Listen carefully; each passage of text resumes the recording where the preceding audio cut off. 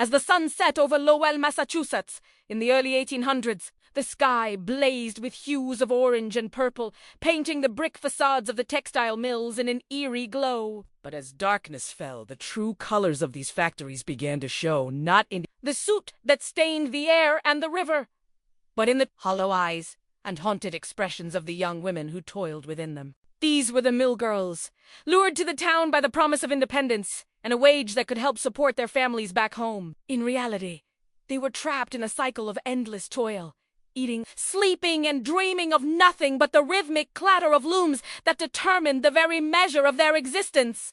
The factories were not just their workplace, they had become their entire world. A world where time was measured not by the sun, but by the demands of the overseer's whip and the relentless ticking of the clock. But the most terrifying aspect of this world was the growing realization that many of these girls were not just working alongside ghosts, they were becoming them. For there were whispers hushed and fearful passed between the workers on the mill floor about strange illnesses that struck down there. Comrades causing them to waste away in mere weeks, their skin growing clammy and their bodies contorted in pain.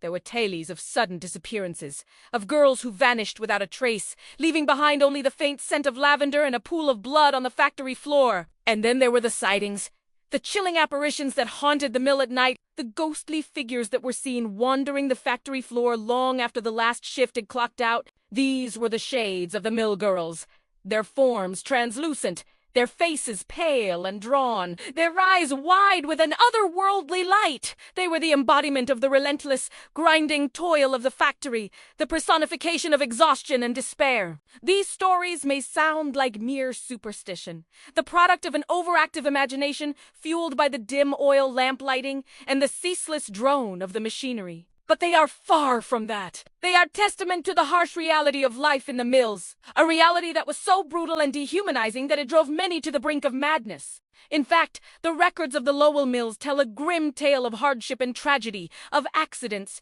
deaths, and disappearances that are all too real. For example, in 1836, a fire broke out in one of the Lowell mills, trapping several workers inside. When the building was finally opened, the charred remains of 8 girls were found, their bodies contorted in their final moments of terror. Such incidents were not uncommon, and the girls knew that one wrong move, one moment of distraction could mean the difference between life and death. And what of those strange illnesses that seemed to strike down the workers so suddenly? Many historians believe that they were the result of the harsh chemicals and unhygienic conditions in the mills. The workers were constantly exposed to raw materials like cotton and wool, which caused skin irritants and respiratory problems. Moreover, the mills were dark, dank, and overcrowded, providing the perfect breeding ground for disease. Smallpox, tuberculosis, and other infectious diseases ran rampant, taking a heavy toll on the workers' lives.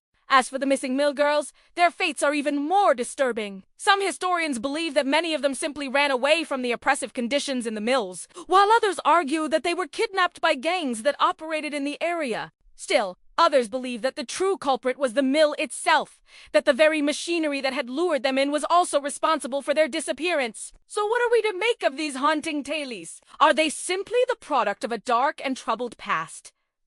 Or do they point to something more sinister? Something that even the relentless march of progress cannot erase?